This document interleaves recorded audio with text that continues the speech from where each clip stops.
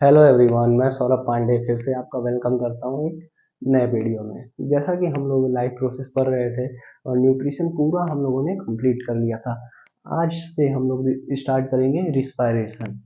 Respiration, ये क्या होता है रिस्पायरेशन?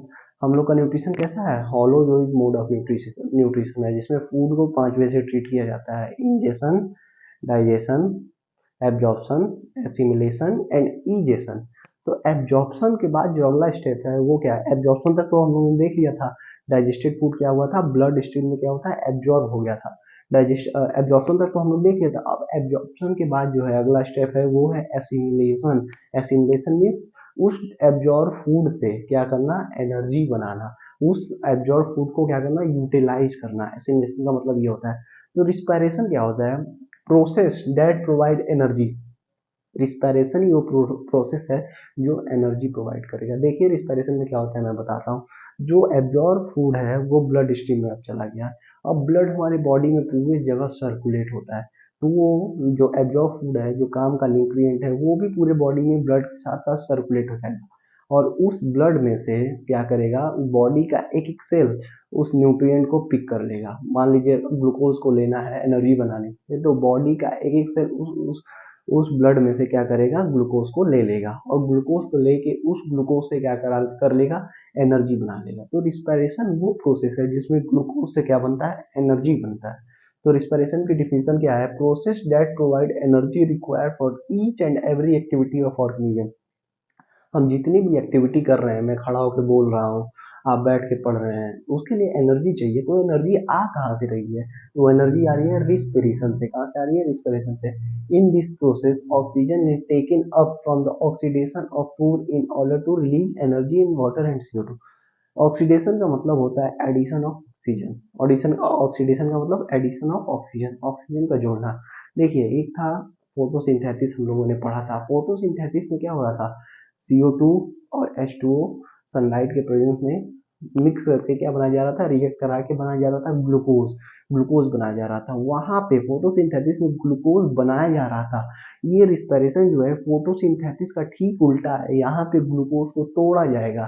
तो ग्लूकोज किस किस से मिलकर बना है? फोटोसिंथेसिस के रिएक्शन में क्या था? CO2 और H2O को यूज करके ग्लूकोज बनाया जा रहा था। यहाँ पे ग्लूकोज को ऑक्सीजन की उपस्थिति में, ऑक्सीजन के प्रेजेंस में ग्लूकोज को तोड़ा जाएगा। ध्यान दीजिएगा, ग्लूकोज को ऑक्सीडेशन के प्रेजेंस में तोड़ा जाएगा। तो यहाँ पे देखिए ऑक्सीजन जुड़ रहा है ना ग्लूकोज के साथ, तो इसलिए यहाँ पे भी ऑक्सीजन ऑक्सीजन जुड़ता है तो उस रिएक्शन को बोला जाता है ऑक्सीडेशन रिएक्शन। तो यहाँ पे ग्लूकोज के साथ ऑक्सीजन जुड़ रहा है तो ये रिएक्शन कैसा है? ऑक्सीडेशन रिएक्शन है। तो यहाँ पे देखिए ग्लूकोज किससे बना था? कार्बन डाइऑक्साइड और H2O से मिलकर बना था। किसमें? फोटोसिंथेसिस में। तो जब ग्लूकोज को तोड़ा जाएगा तो क्या निकलेगा वेस्ट में? कार्बन डाइऑक्साइड निकल गया और H2O निकल गया, और बदले में क्या निकल गया? एनर्जी निकल गया। तो ये रिस्पिरेशन की रिएक्शन है। इसका ठीक उल्टा होता है फोटोसिंथेसिस की रिएक्शन। वहां पे ये एनर्जी जो यहाँ पे निकल रहा है, वहां पे इस एनर्जी को सनलाइट के फॉर्म में लिया जाता है, और H2O भी लिया जाता है, और क्या CO2 भी लिया जाता है, और बना दिया जाता है ग्लूकोज। और वेस्ट में क्या निकाल दिया जाता है? ऑक्सीजन। लेकिन यहाँ पे ठीक उल्टा है। यहाँ पे ग्लूकोज को ऑक्सीजन के प्रेजेंस में ब्रेक किया जा रहा है, और वेस्ट में CO2 H2O निकल जा रहा है और एनर्जी निकल जा रहा है। तो मैंने पहले ही बताया था कि एनर्जी जो है उसको बनाया नहीं जाता है। Energy can neither be created nor be destroy. Energy का बस फॉर्म चेंज किया जा सकता है। जैसे फोटोसिंथेसिस में क्या हो रहा था? लाइट एनर्जी को चेंज कर दिया जा रहा था। किसमें? केमिकल एनर्जी में, कार्बोहाइड्रेट में फिक्स कर दिया जा रहा था। यहाँ पे जो उस लाइट एनर्जी को कार्बोहाइड्रेट में फिक्स किया गया है, उस कार्बोहाइड्रेट को हम लोग खाए। अब उस कार्बोहाइड्रेट में जो एनर्जी फिक्स है, वहां पे उस एनर्जी को हम लोग यूटिलाइज करेंगे। समझ में आया? तो ये रिस्पिरेशन की रिएक्शन है, ये इंपॉर्टेंट है। देखिए 6CO2 C6H12O6, C6H12O6 ये है ग्लूकोज। ये ग्लूकोज का फॉर्मूला याद कर लीजिए, C6H12O6। ग्लूकोज को ऑक्सीजन के साथ क्या किया जाएगा? रिएक्ट कराया जाएगा। तो क्या होगा? 6CO2 वेस्ट में निकलेगा, 6H2O वेस्ट में निकलेगा, और एनर्जी निकलेगा। अब एक चीज मैं बताता हूँ। जैसे हम लोग के पास पैसा है, बहुत पैसा है, लेकिन वो पूरा पैसा बैंक में है, और अचानक हम लोग के पैसे की इमरजेंसी पड़ जाए, तो पैसा उस टाइम किसी काम का है नहीं। बैंक जाएंगे, निकालेंगे, टाइम लगेगा, लेकिन हम लोग को पैसे की इमरजेंसी तुरंत है, तो उस समय वो पैसा किसी काम का नहीं है। वैसे ही हम लोग के बॉडी में खूब ढेर सारा ग्लूकोज है, ग्लूकोज है, ग्लूकोज है, ग्लूकोज है, मतलब एनर्जी बनाने का स्रोत बहुत सारा है।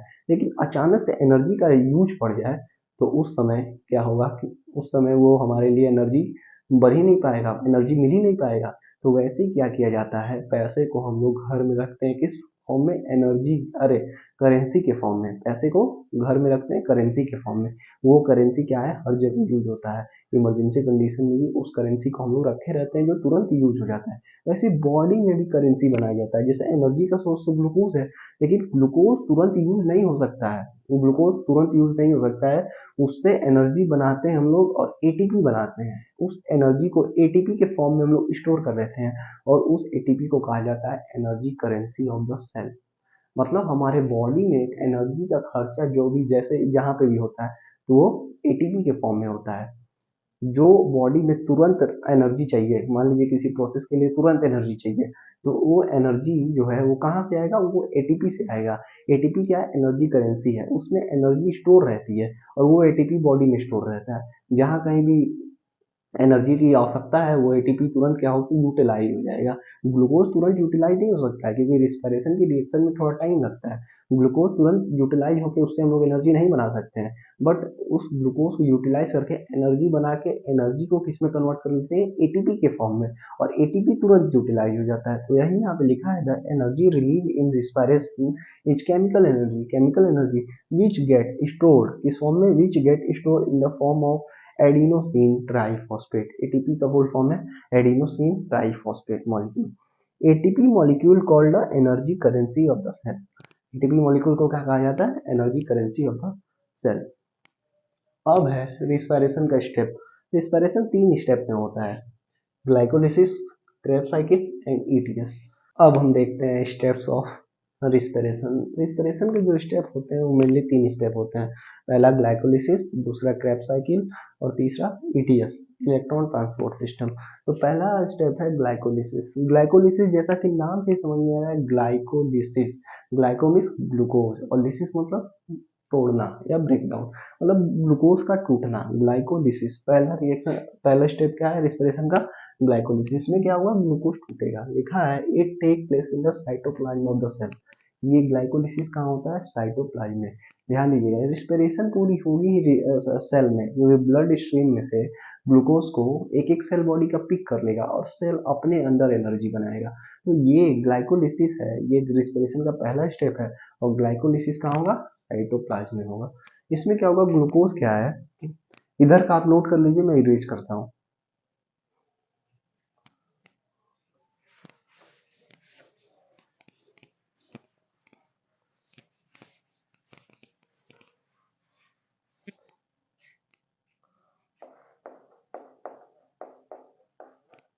ये क्या है, ये ग्लूकोज है।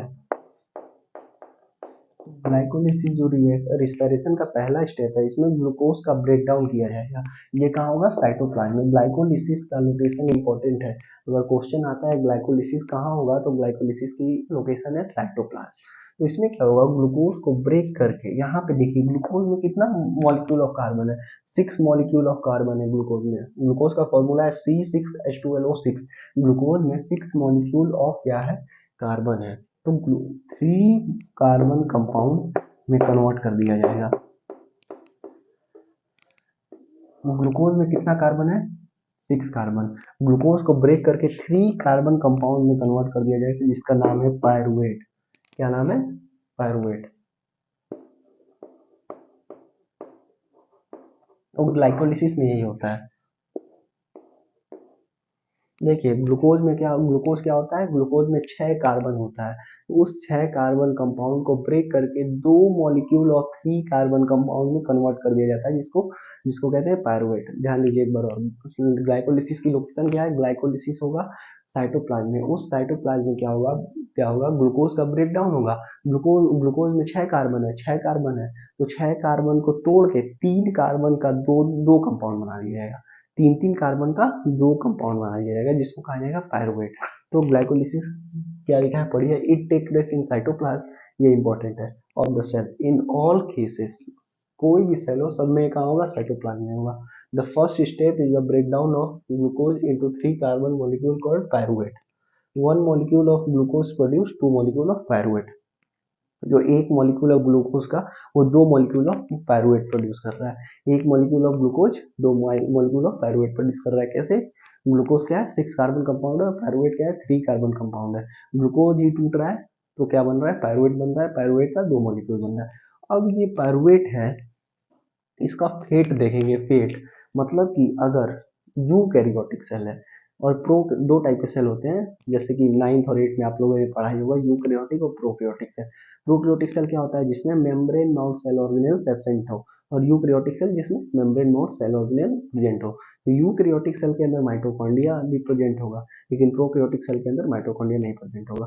तो अगर यूकैरियोटिक सेल की हम बात करते हैं, ये जो पायरुवेट बना है, ये जो पायरुवेट बना है ग्लाइकोलिसिस में, ये जाएगा कहाँ? माइटोकॉन्ड्रिया के अंदर। साइटोप्लाज्म में ग्लूकोज, देखिए ध्यान दीजिए, रिस्पिरेशन का 3 स्टेप। पहला है ग्लाइकोलिसिस, दूसरा है क्रेब्स साइकिल और तीसरा है ETS, electron transport system.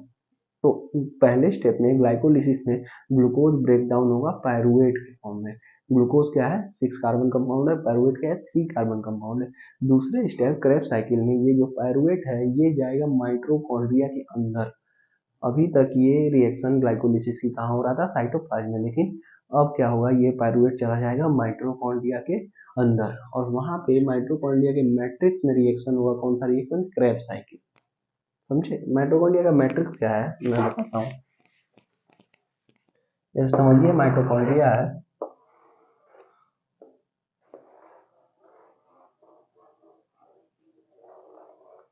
Mitochondria के इनर मेम्ब्रेन, ये माइटोकॉन्ड्रिया का आउटर मेम्ब्रेन है और ये माइटोकॉन्ड्रिया का इनर मेम्ब्रेन है। माइटोकॉन्ड्रिया के इनर मेम्ब्रेन कुछ ऐसे, इनर मेम्ब्रेन पे कुछ फोल्डिंग्स होती हैं, मतलब फोल्ड होता है। इस फोल्डिंग को क्या कहते हैं? क्रिस्टी। फोल्डिंग को क्या कहते हैं? क्रिस्टी, जो कि आप लोगों ने पढ़ा होगा क्लास 9th में। और ये देखिए, ये जो बीच में खाली जगह दिख रहा है इसको कहा जाता है मैट्रिक्स ऑफ द माइटोकॉन्ड्रिया। तो क्रेब्स साइकिल की लोकेशन यही है। क्रेब्स साइकिल यहाँ होगा। ग्लाइकोलिसिस की लोकेशन कहाँ थी? साइटोप्लाज्म में। क्रेब्स साइकिल की लोकेशन कहाँ है? Matrix of the mitochondria. Krebs cycle पढ़िए। This cycle is characteristic of eukaryotic cell.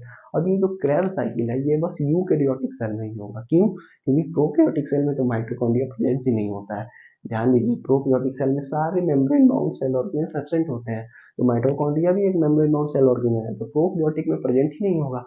तो प्रोकैरियोटिक सेल में क्या होगा? ग्लाइकोलिसिस होगा बस, क्योंकि ग्लाइकोलिसिस साइटोप्लाज्म में हो रहा है और साइटोप्लाज्म सारे सेल में होता है। कोई भी सेल उसमें साइटोप्लाज्म होगा ही, चाहे वो लिविंग सेल है तो साइटोप्लाज्म होगा ही, चाहे वो प्रोकैरियोटिक और यूकैरियोटिक है साइटोप्लाज्म तो आज होगा। तो साइट ग्लाइकोलिसिस जो है वो कोई भी सेल हो उसके अंदर ग्लाइकोलिसिस होगा। लेकिन क्रेब्स साइकिल जो है, क्रेब्स साइकिल के लिए चाहिए माइटोकॉन्ड्रिया, और माइटोकॉन्ड्रिया बस प्रेजेंट होता है यूकैरियोटिक सेल में। तो क्रेब्स साइकिल कहाँ होगा? बस यूकैरियोटिक सेल में। तो इसीलिए यहाँ पे लिखा है Krebs cycle. It is this cycle is a characteristic of eukaryotic only. Eukaryotic का ये कैरेक्टरिस्टिक है। It operate in the matrix of mitochondria. इसका लोकेशन क्या है? Matrix of mitochondria. The pyruvate produce during glycolysis enters the, देखिए ध्यान दीजिए, जो पायरुवेट प्रोड्यूस हुआ है ग्लाइकोलिसिस में, the pyruvate produce in during glycolysis enters the Krebs cycle.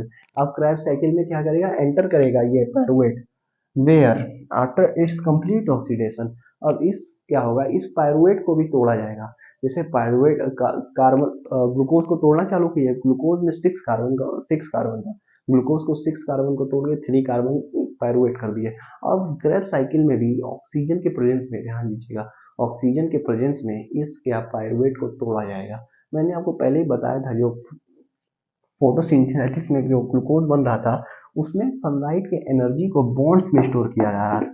ये कार्बन कार्बन बॉन्ड्स में स्टोर किया जा रहा है, इसीलिए इस कार्बन कार्बन बॉन्ड को तोड़ा जा रहा है।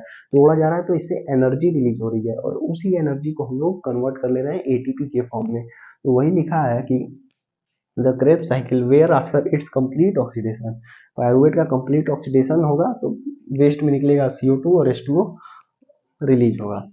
अब उसके बाद इस क्रेब्स साइकिल में कुछ इंटरमीडिएट कंपाउंड भी बनता है जिसको हम लोग अगले स्टेप ईटीएस में भेज देते हैं और वहां पे रिस्पिरेशन की रिएक्शन कंप्लीट हो जाती है और जिसमें कि 36 से 38 मॉलिक्यूल्स ऑफ एटीपी बनता है। 36 से 38 मॉलिक्यूल्स ऑफ एटीपी बनता है। तो ये ईटीएस कहाँ होता है? ईटीएस की लोकेशन कहाँ है? ईटीएस की लोकेशन होता है इनर मेम्ब्रेन ऑफ माइटोकॉन्ड्रिया। ये जो माइटोकॉन्ड्रिया की इनर मेम्ब्रेन है, ईटीएस यहीं पे होगा। तो ईटीएस भी कहाँ होगा? बस किसमें होगा? यूकैरियोटिक सेल में, क्योंकि ईटीएस कहाँ हो रहा है? माइटोकॉन्ड्रिया के इनर मेम्ब्रेन में, और माइटोकॉन्ड्रिया तो प्रोकैरियोटिक सेल में प्रेजेंट ही नहीं होता है, तो इसीलिए ईटीएस भी कहाँ होगा? यूकैरियोटिक सेल में। ग्लाइकोलिसिस, रिस्पिरेशन का स्टेप देखिए, 3 स्टेप है, ग्लाइकोलिसिस, क्रेब्स साइकिल और ईटीएस। जैसा कि रिस्पिरेशन के स्टेप्स हम लोग देख रहे थे, तो रिस्पिरेशन के 3 स्टेप होते हैं। ग्लाइकोलिसिस, जिसका लोकेशन है साइटोप्लाज्म में, इसमें क्या होता है कि ग्लूकोज में क्या कितना 6 कार्बन होता है, उस ग्लूकोज को 6 कार्बन कंपाउंड को ब्रेक कर दिया जाता है 3 कार्बन कंपाउंड में, और 3 कार्बन कंपाउंड को कहते हैं पायरुवेट। तो जब ग्लूकोज को ब्रेक किया जाएगा ग्लाइकोलिसिस में, तो 2 मॉलिक्यूल्स ऑफ पायरुवेट बनेगा, और साथ में 2 मॉलिक्यूल्स ऑफ एटीपी भी निकलता है। ग्लाइकोलिसिस में 2 मॉलिक्यूल्स ऑफ एटीपी बनता है और 2 मॉलिक्यूल्स ऑफ पायरुवेट बनता है। अब आगे यूकैरियोटिक सेल में इस पायरुवेट को कहा आगे क्रेब्स साइकिल में भेजा जाता है, जहां ये ऑक्सीजन के प्रेजेंस में कंप्लीटली ऑक्सीडाइज हो जाता है और 36 से 38 मॉलिक्यूल ऑफ एटीपी बनाता है। ये था रिस्पिरेशन की स्टेप्स। अब यहाँ पे हम लोग देखते हैं रिस्पिरेशन के type. On the basis of oxygen utilisation, respiration is 2 type. Oxygen utilise हो रहा है या नहीं हो रहा है, इस बेसिस पे क्या है, रिस्पिरेशन के 2 टाइप होते हैं, एरोबिक रिस्पिरेशन और एनएरोबिक रिस्पिरेशन। एरोबिक रिस्पिरेशन में ऑक्सीजन यूटिलाइज होगा और एनएरोबिक रिस्पिरेशन में ऑक्सीजन नहीं यूटिलाइज होगा। तो वही लिखा है aerobic respiration. In this mode of respiration organic food means glucose, organic food is completely oxidise. ये ऑक्सीडाइज और ऑक्सीडेशन टर्म बहुत आ रहा है, तो पहले इसका मतलब समझिए। ऑक्सीडेशन टर्म का मतलब होता है loss of electron. Loss of electron, जो बॉन्ड्स बने होते हैं, जैसे कि ये कार्बन कार्बन जो बॉन्ड है, ये बॉन्ड कैसे बनते हैं? इलेक्ट्रॉन की शेयरिंग से। यहाँ एक इलेक्ट्रॉन है, यहाँ एक इलेक्ट्रॉन है, तो स्टेप बाय स्टेप क्या होगा, ऑक्सीडेशन होगा, मतलब इलेक्ट्रॉन को लॉस किया जाएगा, इलेक्ट्रॉन को निकाला जाएगा, जिसकी वजह से ये बॉन्ड्स ब्रेक होंगे। और मैंने आपको बताया था कि जो फोटोसिंथेसिस में जो लाइट की एनर्जी थी, उसको इसी बॉन्ड्स में फिक्स किया गया था। तो रिस्पिरेशन फोटोसिंथेसिस का ठीक रिवर्स प्रोसेस है। उसमें ग्लूकोज बना था, यहाँ पे ग्लूकोज को तोड़ के एनर्जी बनाया जाएगा। तो यहाँ इसी बॉन्ड्स को तोड़ा जाएगा, ऑक्सीडाइज किया जाएगा, लॉस ऑफ इलेक्ट्रॉन होगा, जिसकी वजह से बॉन्ड ब्रेक होगा और एनर्जी रिलीज होगा। तो वही लिखा है, in this mode of respiration organic food is completely oxidise in the presence of oxygen. Oxygen के प्रेजेंस में क्या होगा, ऑर्गेनिक फूड कम्प्लीटली ऑक्सीडाइज होगा। 2, अरे जो मैंने रिएक्शन अभी लिखी थी, वेस्ट में क्या निकलेगा, CO2 एंड H2 वेस्ट में निकलेगा। This result in the production of ATP. अब एटीपी एनर्जी भी निकलेगा, एरोबिक रिस्पिरेशन में एनर्जी भी निकलेगा, और उस एनर्जी को हम लोग एटीपी में कन्वर्ट कर लेंगे। This result in the production of ATP which break down to give rise to fix amount of energy which is derive the endothermic reaction taking place in the cell.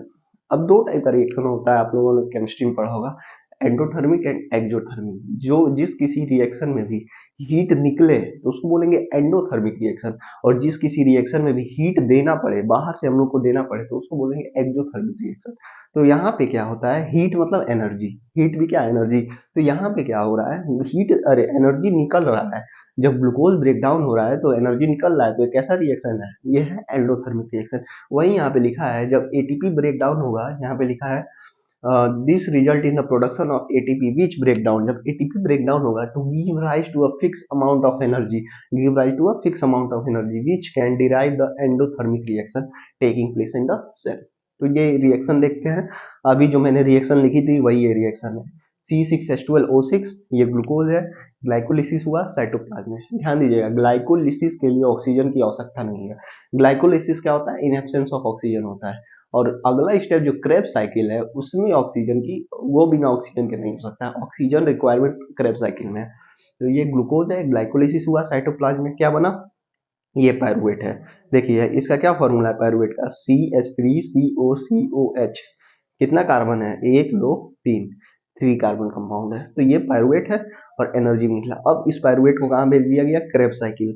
Krebs cycle कहाँ होगा, mitochondria के matrix में, mitochondria में, जो इसमें क्या हो गया, 36 से 38 मॉलिक्यूल ऑफ एटीपी बन गया, और CO2 और H2 वेस्ट निकल गया। तो ये था एरोबिक रिस्पिरेशन। क्या हो रहा है इसमें, ऑक्सीजन के प्रेजेंस में ग्लूकोज को कंप्लीटली ऑक्सीडाइज किया जा रहा है, जिससे 36 से 38 मॉलिक्यूल ऑफ एटीपी बनता है। अब देखते हैं हम लोग एनारोबिक रिस्पायरेशन। इसमें एरोबिक रिस्पायरेशन में रिस्पायरेशन का तीनों स्टेप होगा, ग्लाइकोलिसिस भी होगा, क्रेब्स साइकिल भी होगा और ईटीएस भी होगा। अब हम लोग देखते हैं एनारोबिक रिस्पिरेशन। इसमें क्या है, ऑर्गेनिक फूड को विदाउट ग्लूकोज को, बिना ग्लूकोज के क्या किया जाएगा, ऑक्सीडाइज किया जाएगा। कैसे है ये समझते हैं। लिखा है in this mode of respiration organic food is incompletely oxidise. देखिए यहाँ पे ग्लूकोज कंप्लीटली ऑक्सीडाइज हो जा रहा था, मतलब सारे कार्बन कार्बन बॉन्ड्स को हम लोग ब्रेक कर दे रहे थे, जिसके रिजल्टेड में 36 से 38 मॉलिक्यूल ऑफ एटीपी बन रहा था। यहाँ पे ग्लूकोज कंप्लीटली ब्रेक डाउन नहीं होगा, कंप्लीटली ऑक्सीडाइज नहीं होगा, इनकम्प्लीटली ऑक्सीडाइज होगा। इनकम्प्लीटली ऑक्सीडाइज इनटू किसमें ऑक्सीडाइज हो रहा है, इथाइल अल्कोहल में। अल्कोहल में क्या हो रहा है, ऑक्सीडाइज हो जा रहा है in the absence of oxygen. 2 molecules of ATP are release. देखिए यहाँ पे 2 मॉलिक्यूल ऑफ एटीपी निकल रहा है, जबकि यहाँ पे कितना 36 से 38 मॉलिक्यूल ऑफ एटीपी निकल रहा था। मतलब क्या है, यहाँ पे जब हम लोग ग्लूकोज को कंप्लीटली ऑक्सीडाइज करेंगे, सारे बॉन्ड्स को तोड़ देंगे, तो 36 से 38 मॉलिक्यूल ऑफ एटीपी बनेगा। जबकि यहाँ पे इनकम्प्लीटली ऑक्सीडाइज हो रहा है, पूरा ऑक्सीडेशन नहीं हो रहा है, मतलब सारे कार्बन कार्बन बॉन्ड को नहीं तोड़ रहे हैं, कुछ ही कार्बन कार्बन बॉन्ड को तोड़ रहे हैं, जिसके रिजल्टेड में बस 2 मॉलिक्यूल ऑफ एटीपी निकल रहा है। 2 molecule of ATP are released. This process take place in yeast में होता है। ये anaerobic respiration किसमें होता है, yeast में होता है, और बैक्टीरिया में भी होता है। जितने भी प्रोबियोटिक सेल है सब में यही होता है। तो इसमें क्या होता है, देखिए ग्लूकोज है, ग्लूकोज का ग्लाइकोलिसिस होगा। ग्लाइकोलिसिस सब में कॉमन है। Glycolysis is the common step in aerobic respiration and aerobic respiration. Glycolysis सब में कॉमन है, क्योंकि इसमें ऑक्सीजन की रिक्वायरमेंट है ही नहीं, और ये साइटोप्लाज्म में होगा। साइटोप्लाज्म हर सेल में साइटोप्लाज्म होता है, तो ग्लाइकोलिसिस सब में कॉमन है। तो ये ग्लूकोज होगा, इसका ग्लाइकोलिसिस होगा, पायरुवेट बना। अब ये पायरुवेट, इसमें एरोबिक रिस्पिरेशन में पायरुवेट को भेजा जा रहा था माइटोकॉन्ड्रिया के अंदर क्रेब्स साइकिल के लिए, लेकिन ये जो है एनारोबिक रिस्पिरेशन ये मेनली प्रोकैरियोटिक सेल के अंदर होता है, प्रोकैरियोटिक सेल के अंदर होता है। तो वहां पे माइटोकॉन्ड्रिया है ही नहीं, तो माइटोकॉन्ड्रिया है ही नहीं, तो इस ग्लाइको पायरुवेट को भेजेंगे कहाँ क्रेब्स साइकिल के लिए। तो माइटोकॉन्ड्रिया नहीं है, तो क्या किया जाता है वहां पे, इस पायरुवेट को साइटोप्लाज्म में, उन सबके पास तो साइटोप्लाज्म होता ही है प्रोकैरियोटिक सेल में, तो साइटोप्लाज्म में क्या कर दिया जाता है, पायरुवेट को फॉर्मेंटेशन, एक रिएक्शन होती है, फॉर्मेंटेशन करा दिया जाता है, जिसके रिजल्ट 2 एटीपी बस मिलता है, और बाकी क्या बनता है, इथाइल अल्कोहल वेस्ट बन जाता है, इथाइल अल्कोहल बन जाता है। वही रिएक्शन है, ग्लूकोज का ग्लाइकोलिसिस हुआ, पायरुवेट बना और एनर्जी निकला कुछ। ग्लाइकोलिसिस में भी 2 एटीपी निकलता, एनर्जी निकला। और इस पायरुवेट को क्या किया, फर्मेंटेशन करा दिया गया, हाँ साइटोप्लाज्म में ही। तो क्या निकल गया, ये जो कंपाउंड दिख रहा है ये है ethyl alcohol, 2 carbon dioxide waste में निकल गया और 2 एटीपी मिल गया। तो देखिए यहाँ पे जहाँ 36 से 38 मॉलिक्यूल ऑफ एटीपी मिल रहा है, यहाँ पे 2 एटीपी मिल रहा है। तो ये था एनारोबिक रिस्पिरेशन। एनारोबिक रिस्पिरेशन के केस में एक स्पेशल केस है जिसको कहते हैं मसल फटीग। क्या होता है, during vigorous muscular activity there is a lack of oxygen. जब मस्कुलर एक्टिविटी बढ़ जाता है, जैसे कि मान लीजिए कोई एक्सरसाइज, हम लोग बाइसेप मार रहे हैं, एक्सरसाइज कर रहे हैं, तो इस समय मस्कुलर एक्टिविटी बढ़ चुका है, मतलब मसल में एनर्जी की रिक्वायरमेंट ज्यादा है, एनर्जी यूटिलाइज ज्यादा हो रहा है, तभी तो हम लोग ऐसा ऐसा वर्कआउट कर पा रहे हैं। तो अब एनर्जी की रिक्वायरमेंट ज्यादा है, तो पहले तो जो बॉडी में एटीपी स्टोर रहता है वो सारा एटीपी यूटिलाइज हो जाएगा। अब और एक्सरसाइज किए जा रहे हैं, अब एनर्जी है नहीं, तो अब क्या होगा, ग्लूकोज को ब्रेक डाउन करके एनर्जी बनाया जाएगा, तो एनर्जी बनाया जाएगा तो ऑक्सीजन चाहिए ही, ऑक्सीजन के प्रेजेंस में ऑक्सीडाइज किया जाएगा ग्लूकोज को। तो अब उस समय क्या होगा, और ज्यादा बॉडी में ऑक्सीजन की रिक्वायरमेंट बढ़ गई, तो जिसकी वजह से हम लोग का ब्रीथिंग रेट बढ़ेगा, जल्दी जल्दी सांस लेंगे, जिससे ज्यादा से ज्यादा क्या ऑक्सीजन हमारे अंदर जाए, ज्यादा से ज्यादा ऑक्सीजन को हम इनहेल कर पाए। लेकिन कितना भी ब्रीथिंग रेट बढ़ा लेते हैं, उस समय ऑक्सीजन की रिक्वायरमेंट पूरा नहीं हो पाता है, लैक ऑफ ऑक्सीजन होता है। तो यहाँ पे क्या था, यहाँ पे एब्सेंस ऑफ ऑक्सीजन था, बिना ऑक्सीजन की उपस्थिति में पायरुवेट को फर्मेंटेशन करा के क्या बनाए थे, इथाइल अल्कोहल और 2 मॉलिक्यूल ऑफ एटीपी। लेकिन यहाँ पे क्या है, ध्यान दीजिएगा, यहाँ पे है लैक ऑफ ऑक्सीजन, और यहाँ पे absence of oxygen. Absence of oxygen means oxygen है ही नहीं, ऑक्सीजन है ही नहीं, और ये लैक ऑफ ऑक्सीजन मतलब ऑक्सीजन की कमी। ऑक्सीजन तो है लेकिन कम मात्रा में है। तो इसमें क्या होगा ध्यान दीजिए, इसमें ग्लूकोज को सेम चीज होगा।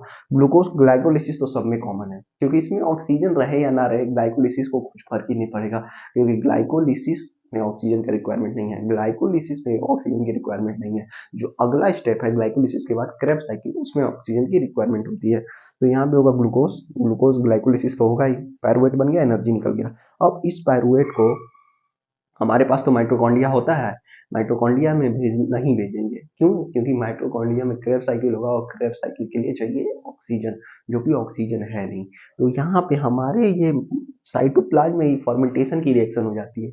यहाँ पे भी फर्मेंटेशन हो रहा था, यहाँ पे भी फर्मेंटेशन हो जाएगा, लेकिन अंतर ये है, यहाँ पे अल्कोहल बन रहा था तो इसको हम बोलेंगे अल्कोहल फर्मेंटेशन या इथाइल अल्कोहल फर्मेंटेशन, और यहाँ पे लैक्टिक एसिड बनेगा फर्मेंटेशन के बाद, तो इसको बोला जाएगा लैक्टिक एसिड फर्मेंटेशन, जो कि हमारे मसल सेल में होगा।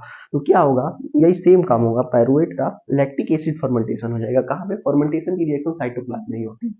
तो पायरुवेट का क्या होगा, फर्मेंटेशन हो जाएगा साइटोप्लाज्म में, जिसमें लैक्टिक एसिड बन जाएगा और 2 मॉलिक्यूल ऑफ एटीपी बन जाएगा। यही लैक्टिक एसिड हमारे मसल में इकट्ठा होने लगता है तो मसल क्रैम्प हो जाता है। मतलब कि एक समय के बाद हाथ मतलब उठना, काम करना ही बंद कर देता है। ज्यादा एक्सरसाइज करिए, एक लिमिट के बाद आप नहीं कर पाएंगे, मसल काम करना बंद कर देगा। तो लैक्टिक एसिड की डिपोजिशन की वजह से मसल्स में क्रैम्प हो जाता है। तो अब जैसे ही बॉडी में मतलब ऑक्सीजन की सप्लाई नॉर्मल होती है, तो फिर इस लैक्टिक एसिड को फिर से यूटिलाइज कर लिया जाता है, फिर से इस लैक्टिक एसिड को पूरा कंप्लीटली ऑक्सीडाइज करके एटीपी बना दिया जाता है। तो देखिए क्या लिखा है मसल फटीग में, during vigorous muscular activity there is a lack of oxygen. Muscular activity बढ़ेगा तो ऑक्सीजन की कमी हो जाएगी, lack of oxygen supply, and thus anaerobic respiration take place in muscular cell, muscle cell में एनारोबिक रिस्पिरेशन तब हो जाता है जब ऑक्सीजन की कमी हो। During this process lactic acid is formed, इस प्रोसेस के दौरान लैक्टिक एसिड बनता है, which gate accumulated in the muscle cell, जो कि मसल सेल में इकट्ठा हो जाता है, लीडिंग टू क्रैम्प। अब ये रिएक्शन है। तो ये था टाइप्स ऑफ रिस्पिरेशन। दो टाइप्स हैं, एरोबिक एनारोबिक। एरोबिक में क्या है, ऑक्सीजन के प्रेजेंस में ग्लूकोज को कम्प्लीटली ऑक्सीडाइज कर दिया जा रहा है, जिसकी वजह से 36 से 38 मॉलिक्यूल ऑफ एटीपी बनता है। और एनारोबिक में क्या है, ऑक्सीजन के अनुपस्थिति में, मतलब ऑक्सीजन के प्रेजेंस में नहीं, इनकम्प्लीटली ऑक्सीडाइज किया जा रहा है, कम्प्लीटली ऑक्सीडाइज इनकम्प्लीटली ऑक्सीडाइज किया जा रहा है, फर्मेंटेशन करा दिया जा रहा है, जिससे कि 2 मॉलिक्यूल ऑफ एटीपी मिलेगा। एक चीज याद रखिए, ग्लाइकोलिसिस सब में होगा, ग्लाइकोलिसिस एरोबिक रिस्पिरेशन में होगा, एनारोबिक रिस्पिरेशन में भी होगा। क्रेब साइकिल बस इसमें होगा एरोबिक रिस्पिरेशन में, एनारोबिक रिएक्शन में क्रेब साइकिल नहीं होगा। क्यों? क्योंकि क्रेब साइकिल के लिए माइटोकॉन्ड्रिया चाहिए, और माइटोकॉन्ड्रिया किसमें प्रेजेंट होता है? बस यूकैरियोटिक सेल में। ये जो एनारोबिक रिएक्शन है, ये सारे प्रोकैरियोट्स में या एनारोबिक रिस्पिरेशन में होता है। और मसल फटीग एक स्पेशल केस है, जो कि हमारे मसल्स में होता है। ये भी एनारोबिक का ही टाइप है। ये था, इसको बोलते हैं अल्कोहल फर्मेंटेशन, इसको बोलते हैं लैक्टिक एसिड फर्मेंटेशन। तो ठीक है, इतना नोट कर लीजिए। इसके बाद हम लोग देखते हैं फेट ऑफ पायरुवेट। अब हम लोग देखते हैं फेट ऑफ पायरुवेट। पायरुवेट का क्या किस्मत है, पायरुवेट का क्या भाग्य है। देखिए यहाँ पे ग्लूकोज है, ग्लूकोज का ग्लाइकोलिसिस हुआ साइटोप्लाज्म में, और पायरुवेट और एनर्जी में कन्वर्ट हो गया। ग्लाइकोलिसिस सब में होगा, या प्रोकैरियोटिक सेल हो या यूकैरियोटिक सेल हो, तो यहाँ तक सब में कॉमन प्रोसेस है ग्लाइकोलिसिस तक। ये एनसीईआरटी की लाइन है, मैंने यहाँ पे लिख दी है, glycolysis is common in both aerobic and anaerobic respiration which occur in cytoplasm cell. Glycolysis सब में कॉमन है।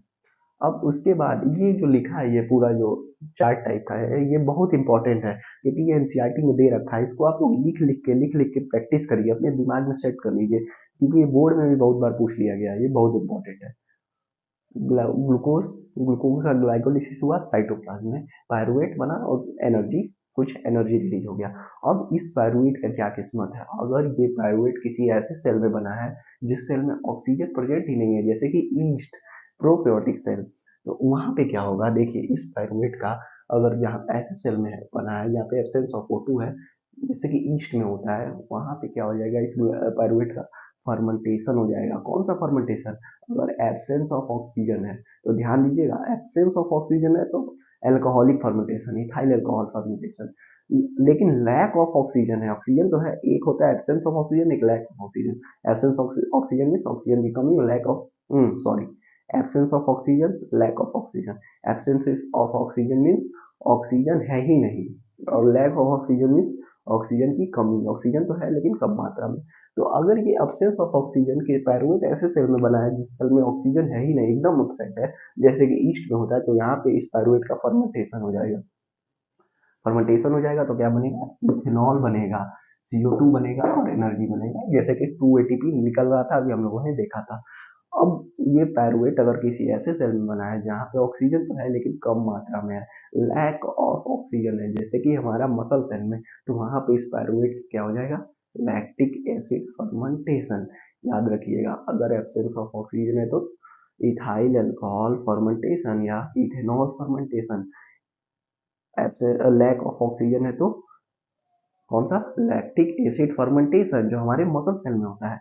और ऑक्सीजन प्रेजेंट है, ऑक्सीजन प्रेजेंट है तब क्या होगा, उस पायरुवेट को क्रेब्स साइकिल में भेज दिया जाएगा माइटोकॉन्ड्रिया के अंदर, तो फर्मेंटेशन बोलेगी नहीं, तब क्रेब्स साइकिल होगा। क्रेब्स साइकिल होगा तो यहाँ पे फर्मेंटेशन में जो ऑक्सीजन है वो इनकम्प्लीटली ऑक्सीडाइज हो रहा है, इसीलिए कम ATP बन रहा है। लेकिन जो क्रेब्स साइकिल होगा उसमें ऑक्सीजन पूरा, ऑक्सीजन नहीं, ग्लूकोज पूरा कंप्लीटली ऑक्सीडाइज हो जाएगा, और जिससे 36 से 38 मॉलिक्यूल ऑफ ATP बनेगा। तो यहाँ पे देखिए लैक ऑफ O2 है तो इन आवर मसल सेल होता है, लैक्टिक एसिड बन रहा है, एनर्जी बन रहा है। ध्यान दीजिए यहाँ पे CO2, यहाँ पे लैक्टिक एसिड में CO2 नहीं निकलता है, ये गलती मैंने भी किया था। CO2 इसमें निकलेगा, इसमें निकलेगा, मैंने इसमें भी CO2 लिख दिया था, लेकिन लैक्टिक एसिड में CO2 नहीं निकलता है, बस लैक्टिक एसिड निकलेगा, एनर्जी निकलेगा। अब आता है इस, अगर पायरुवेट ऐसे सेल में बना जहाँ पे ऑक्सीजन प्रेजेंस है, ऑक्सीजन का प्रेजेंट है, तो वहां पे क्या होगा, इसका क्रेब्स साइकिल में भेज दिया जाएगा पायरुवेट को, और कंप्लीटली ऑक्सीडाइज हो जाएगा, वेस्ट में CO2 H2O निकल जाएगा और एनर्जी बन जाएगा। तो ये था break down of glucose by various part, NCERT में ये, और ये बहुत इंपॉर्टेंट है, इसको लिख लिख के प्रैक्टिस करिए इसको। अब इस वीडियो का लास्ट टॉपिक हम लोग देखते हैं, difference between aerobic and anaerobic respiration. Aerobic और एनारोबिक के बीच में क्या डिफरेंस है, क्या असमानताएं हैं। पहला तो एरोबिक रिस्पिरेशन ऑक्सीजन के प्रेजेंस में होगा और एनारोबिक ऑक्सीजन के एब्सेंस में होगा। Oxygen is required, oxygen is not required.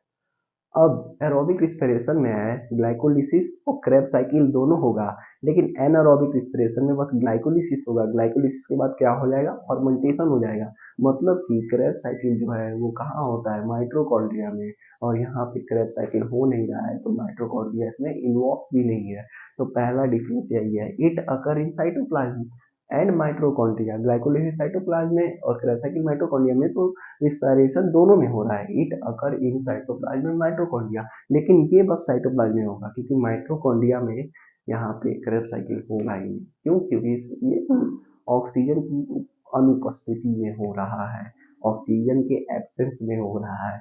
जब ऑक्सीजन के एब्सेंस में होगा तो क्रेब साइकिल होगा ही नहीं, क्रेब साइकिल के लिए O2 बहुत रिक्वायरमेंट है, तो माइटोकॉन्ड्रिया का इसमें इन्वॉल्वमेंट होगा ही नहीं। It occur in cytoplasm, mitochondria are not involve. Oxygen is required, oxygen is not required. अब यहाँ पे मैंने बताया था एरोबिक रिस्पिरेशन में 36 से 38 मॉलिक्यूल ऑफ ATP बन रहा था। क्यों, क्योंकि फूड जो है कंप्लीटली ऑक्सीडाइज हो जा रहा था। वही लिखा है, due to complete oxidation of organic more energy is release. 36 से 38 मॉलिक्यूल ऑफ ATP बन रहा था, यहाँ पे 2 ही ATP बन रहा था, सेम चिपका दो यहाँ पे भी। Due to incomplete oxidation of organic food less energy is produce, less energy more energy. इसमें वेस्ट में क्या निकल रहा था, लैक्टिक एसिड निकल रहा था, नहीं तो इथाइल अल्कोहल निकल रहा था, वही है।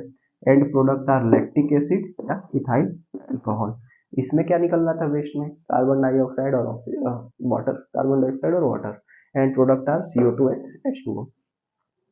एग्जाम्पल क्या है, common in most of the eukaryotic organism, जितने भी यूकैरियोटिक होंगे उनके पास माइटोकॉन्ड्रिया होगा, सब में क्या होगा, एरोबिक रिस्पिरेशन। लेकिन हमारा मसल सेल है वो भी यूकैरियोटिक सेल है, लेकिन वहां पे क्या होता है, एनारोबिक रिस्पिरेशन होता है। कब, नॉर्मल कंडीशन में उसमें भी एरोबिक रिस्पिरेशन होगा, स्पेशल केस है एबनॉर्मल कंडीशन, जबकि मसल जो है हमारा हाईली एक्टिव होता है, मतलब वर्कआउट या इमरजेंसी के कंडीशन में, जब मसल में एनर्जी की रिक्वायरमेंट ज्यादा है तब बस मसल में एनारोबिक रिस्पिरेशन होगा, बाकी अभी नॉर्मल कंडीशन में तो एरोबिक रिस्पिरेशन नहीं होगा। तो इसका एग्जाम्पल है most in common in most of the eukaryotic organism, जितने भी यूकैरियोटिक हैं सब में एरोबिक रिस्पिरेशन, इसका एग्जांपल है मसल ऑफ ह्यूमन, हमारे मसल सेल्स में, ईस्ट में और बैक्टीरिया में, जितने भी प्रोकैरियोट है सब में यही होगा। थैंक यू सो मच, मिलते हैं रिस्पिरेशन के अगले वीडियो पार्ट 2।